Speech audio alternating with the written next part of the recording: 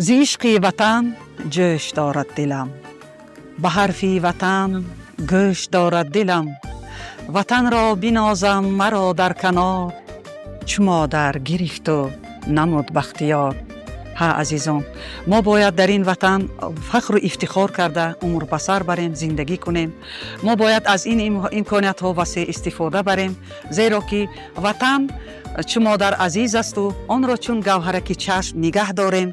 برای تنجی و امانی در وطن بودنش هزارها شکرانه کنیم، شکر کنیم که در این وطن آباد و زیبا زندگی داریم، عمر به سر میبریم. از نام تمام مردم سمرقند قندمند، تمام مردم ازبکستان را با امروزه عید استقلالیت 34 سالگی عید استقلال ازبکستان از تحت دل تبریک و مبارکباد می نمایم. بگذار تنجی و امانی در دولت ما همیشه حکمران باشد، خلق سربلند ما همیشه در زیر آسمان مصفا زندگانی کند، عمر گذرانی کند، همیشه تنجی باشد، امانی باشد. عزیزان.